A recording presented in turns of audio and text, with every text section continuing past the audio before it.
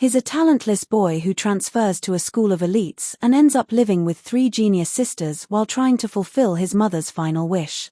The story begins with a painfully average boy named Yū who gets transferred to the Saika Academy of the elites only because his mom happens to be a legendary prodigy who graduated from there. Yū steps into the boxing ring and gets absolutely wrecked by the vice-captain of the martial arts club who calls him a pathetic weakling. Seeing his poor performance, the crowd doesn't hold back either, tossing insults left and right. Wondering how someone this clueless could possibly be the son of Saika Ace, Yū gets back on his feet, trying to fire himself up with memories of his late mother, whose beauty and acting skills were admired across the globe. Saika was so gifted that she graduated at the top of her class from a prestigious international university. His opponent, in a strange twist of encouragement, tries to stir something inside Yū, claiming that the school's 3 royals are waiting to witness the hidden power within him. But Yū keeps insisting that he's never been into sports or received any kind of training.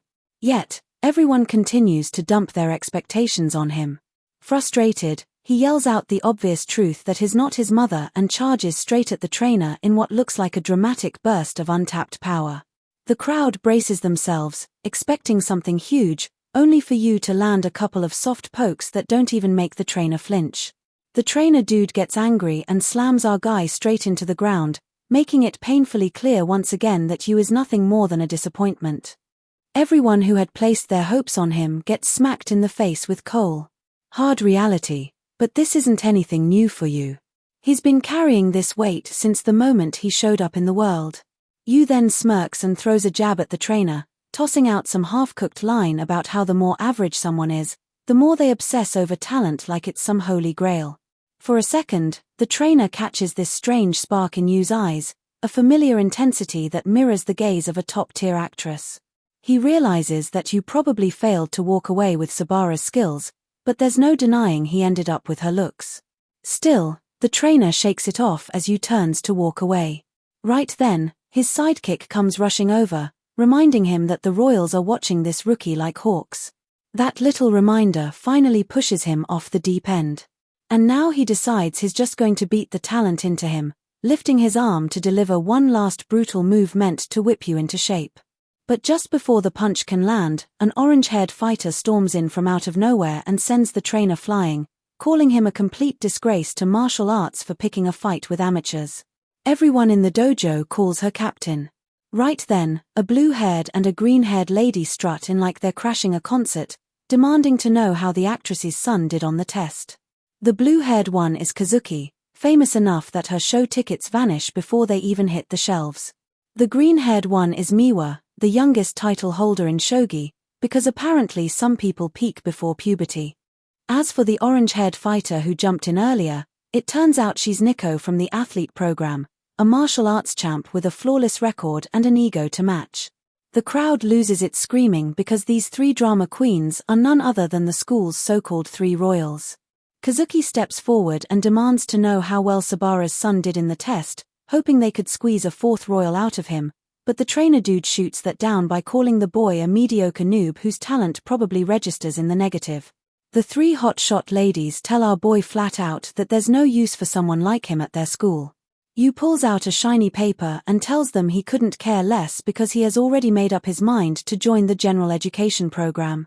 The 3 ladies look like they've just heard a myth because none of them even knew their school had such a thing. And before the boy can walk out of there with whatever dignity he has left, he ends up being dragged into cleaning the dojo since losers apparently scrub floors. By evening, when Captain Nico and her squad show up at the dojo for their training session, they all scream like they saw a ghost because the place is actually spotless for once. Apparently, the trash dwellers have never seen the dojo this freakishly clean. While heading back home, Yū quietly wonders how he has never once denied being a disappointment. Ever since he was a kid, he craved the kind of praise his mother used to get. But it didn't take long for him to figure out that while his mom was a walking prodigy, he was just some average nobody. As he tried every possible talent he could get his hands on, he slowly ended up pushing himself further away from his mom. There was this one drama she acted in where she played a housewife. And even though that was way too low profile for someone of her caliber, both Yū and his mom adored the show. When his mother got hit with a terminal illness, The two talked about how their favorite part of the show was the bit where each episode ends with a family dinner. That was the first time in years his mother opened up to him properly. And that's when Yū finally realizes she had always dreamed of having a family as warm and beautiful as the one in the show. Sadly, that little happy moment doesn't last too long. And the lady ends up kicking the bucket after asking her son to go and find himself a happy family. The boy packs his things, and while hoping to make up for everything he and his mother missed out on, he heads to Mikadono's place. The mansion's owner sends him the keys along with a note telling him he can sneak in whenever he wants. As he steps inside, he gets completely thrilled seeing how massive the place is. He starts wondering who this Mr. Mikadono even is. And just as he sits down to unpack his stuff, Nico shows up in full attack mode, desperate to knock out what she thinks is a burglar who broke into her house. Our guy tries explaining that he's not who she thinks he is, but the shabby lady ends up slipping and falling flat on the floor like a cut scene out of a cheap comedy. Yū takes this golden moment to mock her, throwing in that even prodigies hit the floor sometimes, then tosses a towel on her as if he's doing charity. Right then, Miwa and Kazuki show up and ask what this boy is doing in their house, and Nico's quick to point out he's clearly a burglar as our hero tries to figure out why these royals are even here. He gets a call from Mikadono himself. The man asks if he's found the place and goes on to explain that his late mother was not only his friend but also his benefactor, which is why he's now returning the favor. The shady mister then adds that he forgot to tell him that he has 3 daughters and tells the boy to get along with them.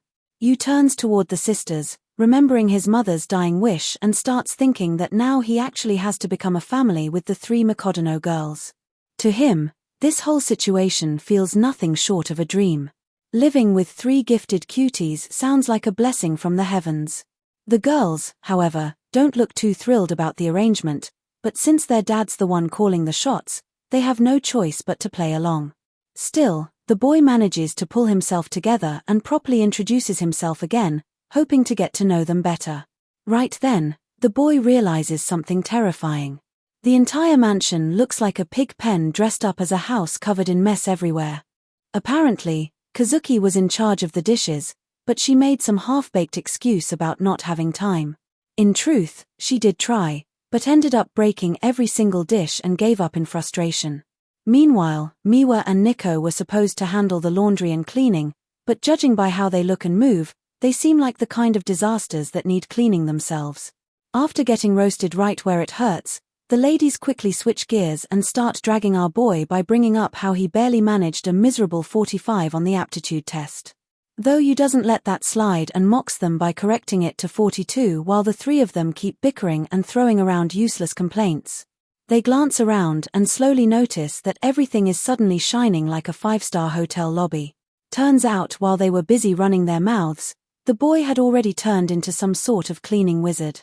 The next morning, our boy wakes up hoping to get to know the ladies better over breakfast since there's no school today.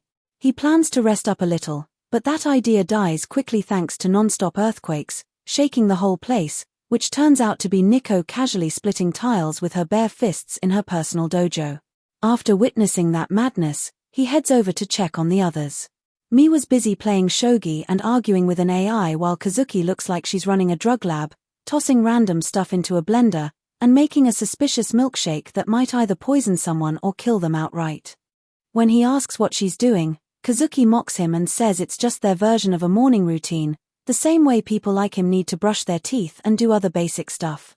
As Yū tries suggesting dinner together, the eldest Mikadono daughter tells him to handle the house since they'll all be out with packed schedules and rehearsals. He then turns to Miwa to invite her for breakfast, but she's already downing juice, probably fueling her brain with all the sugar it needs. Feeling crushed, the non-prodigy in a house full of geniuses walks to the kitchen thinking how it's just like it used to be with his mom, who only ever cooked for herself. Proving just how self-centered prodigies can get, he wonders how he failed to connect with his own family, yet somehow thought he could pull that off with complete strangers. Just when he sits down to enjoy breakfast, Nico walks in. Though she clearly wants to eat all the neatly baked food, she controls herself and claims it's an unbalanced meal for her. Yū starts licking the food to tempt her, but she loudly complains about the excessive carbohydrates and lipids, adding that she still needs at least 20 more grams of protein along with vitamin B. Yū finds it ridiculous how someone needs to calculate nutrients before eating. Nico explains that for her, eating right is just as important as training. As the girls get ready to leave, he remembers how his mother used to follow different diet plans depending on the type of shoot she had. When the ladies rush out toward the gate in a hurry, he suddenly appears behind them and says they've forgotten something that instantly sends a chill down their spines, and they begin checking everything in panic while arguing over what's missing, but he only meant to wish them a good day even though they find it unnecessary. The girls end up blushing on their way to practice and somehow feel a little happy about it. Meanwhile, Yū moves on to doing the dishes, and in the middle of it, he receives a call from the shady Mr. Mikadono. The man informs him that he won't be around much due to his responsibilities, which basically leaves Yū stuck alone with the 3 girls. The uncle then asks him for a favor, saying he should support his daughters since they'll soon be facing their own hurdles. According to him, simply being there for them would be enough to help them open up.